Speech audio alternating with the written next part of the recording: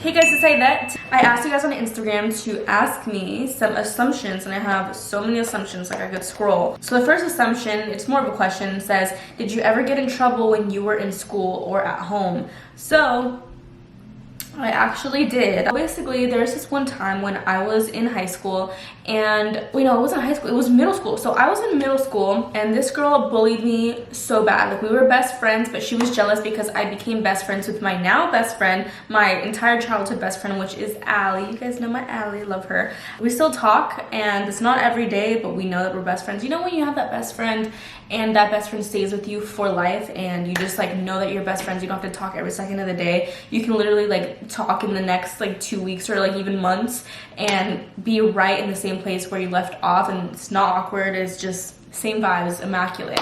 So she's my back home best friend, and I love her to death in pieces. I'm not gonna lie, her and I were like huge troublemakers in middle school and high school, but like high school we like really just calmed down, but in middle school, girl, like so many things happened, but this is one of the main stories. 6th grade, I had this best friend, and her name was whatever.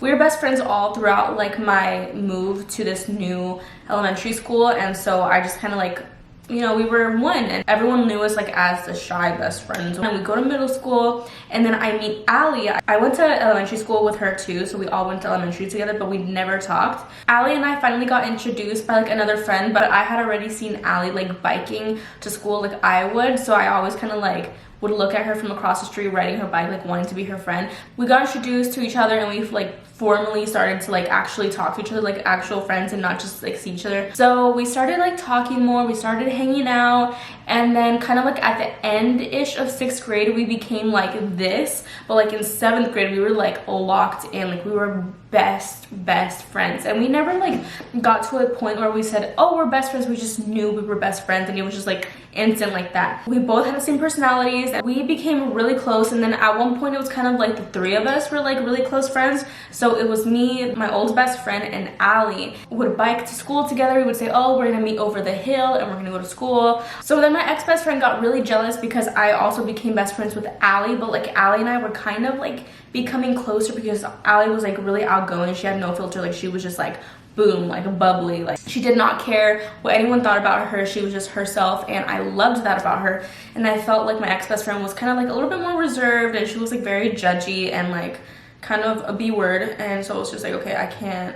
But I kind of like gravitated more to Allie, and it wasn't like I was even picking and choosing. It was just like we literally just had more of a natural connection. My ex-best friend got really jealous, and then she turned to literally, I'm not even kidding, everyone in my middle school against me in 7th grade. So like nobody liked me, everyone hated me. It was like a crazy time because this was kind of like when a lot of my bullying started happening in middle school. I remember it was specifically like one day at lunch, I was like hanging around with Allie. My ex-best friend wasn't talking to me. She wasn't like responding any of our calls or anything, so we could meet up for lunch. So one day she just brought up like this huge group of girls that I guess used to be our friends or whatever. So it was just like me and Allie, and my ex-best friend is standing behind them, like literally like hiding behind them like a little kid would behind their mom. Like so immature. So like I was like, what are you doing, girl? And so they were telling me off, they were saying this and this and that, and I just remember like getting the other girls out of the way, and then I was like, well, if she has something to say to me, she can say it to my face. And I was just like going off on her. I don't even remember the rest of the things that I said, but I just know I was going off. I was just like, girl, da, da, da, da, da. And in middle school, not ratchet, but I was kind of like out there. I just had no filter. I didn't care if I was like hurting her feelings or anything, because she was hurting my feelings. Like she had the whole school against me. So then she ended up doing things to like get me and Allie in trouble. So this one day I was actually walking in with Allie after school to our PE lockers, and my ex-best friend knew where my locker was, or she thought she did, and she got her black eyeliner and she started writing like you B word, like cuss words all over my locker, my supposed locker. And I look at her, I stop, and I'm literally with Allie, and I'm like laughing, like cackling, and I'm just cussing at her, and I'm just like, really, like this is the best you could do? And then she just gives me this little look, walks away, and I go over and I'm like dying laughing. I'm like, this is literally the locker next to mine. This isn't even my locker. And Allie and I start busting up laughing. Of course, Allie and I, being the girls that we were in middle school, we waited for everyone to clear the locker room, and it was like pretty late after school. We went into like the abandoned lockers, which girls would leave like their lunches in there, like moldy with flies, like fruit and milk and all that gross stuff. We opened up some lockers that had like lotions and perfumes. We got everything that we could possibly grab. We went over to her locker and we shoved everything in between the cracks of the locker. Like, I'm talking about like old brownies, like old fruits, and we put like all kinds of liquids in there. It was like, it was bad. Like, it was bad, but like that just goes to show how Allie and I were. Like, this didn't even happen to Allie, but it was like, if someone's being mean to you, then I'm gonna be mean back. We were just a duo. I mean, I love Allie. I mean, I feel like, okay, bullying isn't the answer to anything, but if someone's gonna be acting a certain way towards me, girl, I'm gonna do it to you 10 times harder. It's really just like self-defense. I'm not gonna just be taking everything that you're doing to me, like what? Then shortly after that, the next day, we got called into the principal's office. And when we got into the principal's office, Allie and I started cracking up, like to the top of our lungs, just cracking up. And then the principal actually told us, this is not a laughing matter. And then he's like, I'm about to expel you guys. And then me and Allie just like looked at each other, like trying to keep in our laughs. And then he's like scolding us or whatever, and we're just like, okay, like whatever. Us not really being scared, because as long as we got our best friend in hand, we're good, we're Gucci, we're chilling. The office was actually really close friends with my ex-best friend's dad. So of course they were in favor with her, even when we told them, well, she did this first, so why is she not in trouble? Like, she literally did not get in trouble at all. And then it got so bad to the point where like she kept trying all these things to try to sabotage us. And we were just like, nah, sis. Then eventually she literally gave up and she switched schools. And that's just how it's done, baby. Like, if you're gonna do us dirty, we're gonna do you dirty back, times 10. But Allie, as you can tell, she's my ride or die. I love her forever. For the rest of my life, we're literally gonna watch each other birth children and grow a family. Hopefully that answers your question. Yes, I have gotten in trouble at school, but like, I wasn't a bad kid. I really wasn't a bad kid ever. And the next assumption is you prefer black guys. Like, I'm not gonna say like, oh, I'm not gonna date you because this and this and that. But the people that I have talked to or dated, they all have been a mixture of like black and white or like black and something else. Yeah, I just find them so beautiful. Like, I just think they're really pretty, so why not? But yeah, I just think that they're beautiful. I normally tend to gravitate towards black people. Next assumption is you're too expensive for me.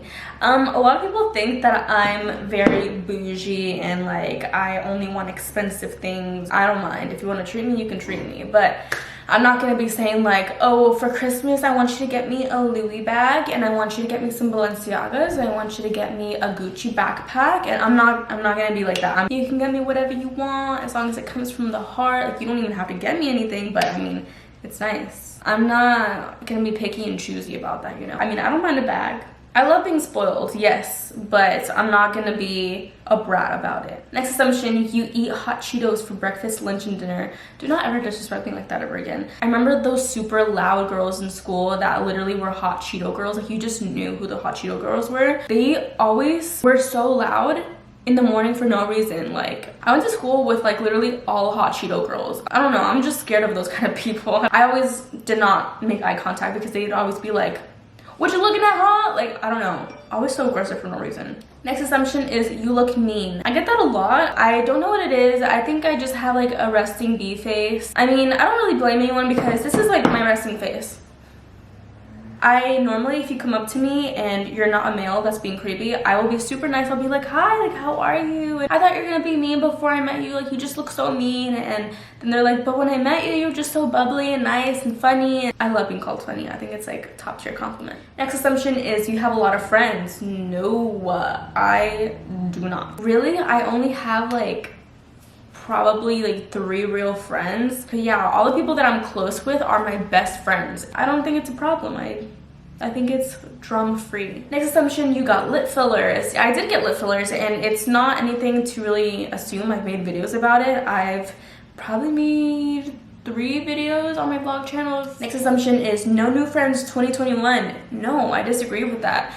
I feel like I'm open to friendships. I'm pretty good with knowing if I'm gonna click with you or not, because I just am so intuitive and like I'm really good at reading energy. Like, my body will completely just like shut down. Like, I will literally get panic attacks if I don't mess with your energy. And if I do mess with your energy, I'll be like super open immediately. I'll be like, oh my god, like, what's your name? Like, you're so pretty, like, da da da da. And I'll like want to hang out with you and like talk to you. But if I don't really mess with you, I'll be very shy and closed off. Next assumption is, what do you think people assume? Well, it kind of goes back to like what people do assume. People have told me plenty of times what they assume about me. It's just that I look mean and that I look like I'm stuck up or a B word or just like all these negative connotations. And really, when you meet me, I am so completely opposite. Next assumption is you was a little ugly girl in middle school and high school.